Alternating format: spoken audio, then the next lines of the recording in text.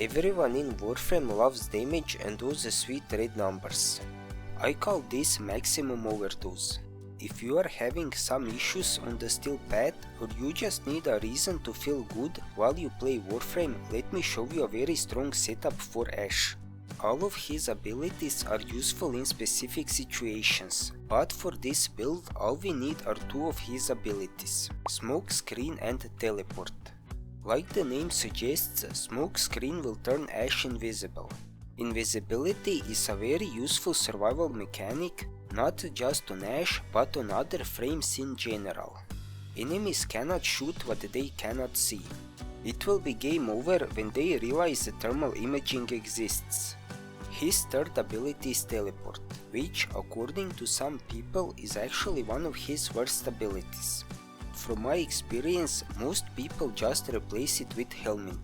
This ability might not be popular, but it is actually sort of must-have for this specific loadout, because it opens enemies to finishers and there is an arcane that can really make use of this. His last ability is visually nice and it can deal a lot of damage, while his first ability throws out a couple of shurikens that have the ability to remove enemy armor with its augment mod. These two abilities are very good for some other builds, but I don't use them at all. This is a beginner's build for Ashe. I'm just throwing it out here if you need some assistance if you are a new player and you are interested in something like this. As you may have realized, my build for Steel Path is a melee crit oriented build, and Ashe's role here is to enable melee weapons and also bring invisibility survivability. First, I want to show you Archon Shards. 5 purple melee critical damage increase with a chance to give double critical damage if Warframe's maximum energy is over 500. I won't lie, I had to sell my kidney to get 5 of these. If you don't have 5 purple ones, you can go with simpler red ones or honestly go without any shards at all. I still think that even without shards, this build has respectable damage. This is my mod configuration. I want to go over every mod, but some mods I want to mention are the augment mod for Smoke Screen and all of this extra armor.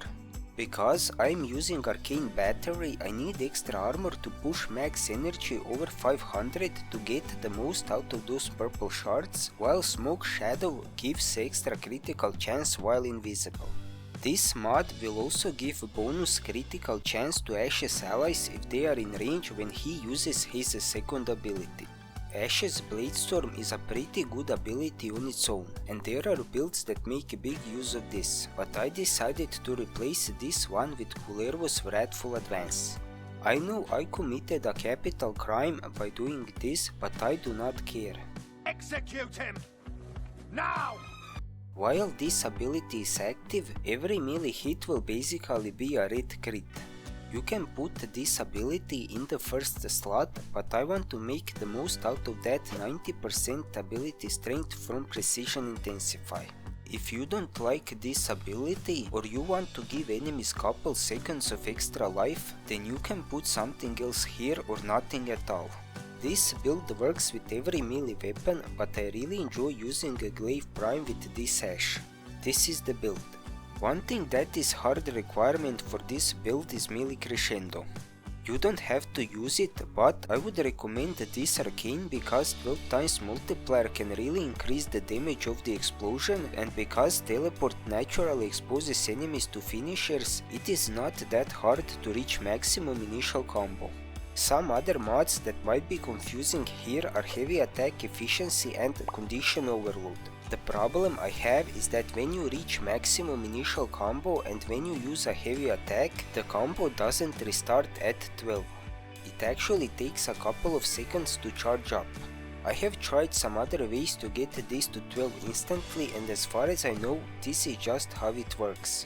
With max possible efficiency, which I think is 90%, whenever I use heavy attack, only a small amount of combo is consumed, so the charging starts from a higher initial value, and that basically means that every throw will be at max combo.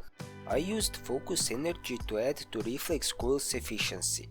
There is also this mod with radiation damage, but I just like electricity more. The last mod here, which I find highly optional, is condition overload.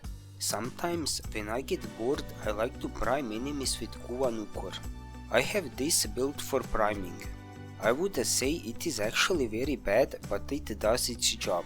If you want to prime enemies, then use condition overload. If you are not into priming, using any of these mods is a good replacement. If you don't want to use glaives with this build, I also spent some time modding other less throwable weapons. I chose Orthos Prime because it was convenient and I had some formas on it. This build can be applied to other melee weapons if you don't have or you don't want to use Orthos Prime. To sort of complete the loadout, I am also using Adarza Quahog. This Quahog has the ability to increase critical chance, and I am also using Tenacious Bond to get extra critical damage. If you don't have a mod that increases critical chance for claws, you can get extra critical chance by using Smoke Screen near the Quahog.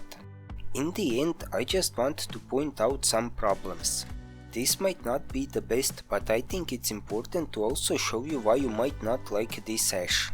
One issue I have is that you have to charge melee crescendo, and in most cases that takes a decent amount of time.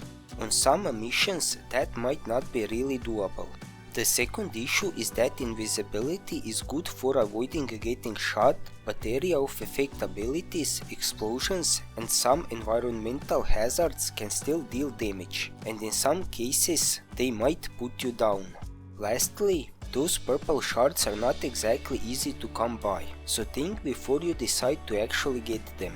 I gave a lot of shards to get them, and I am not really sorry because it is just a game and I wanted to get them anyway. But if you are just starting Steel Path and you don't have a lot of shards, it might not be smart to put the only shards you have on Ash and then realize you don't like him.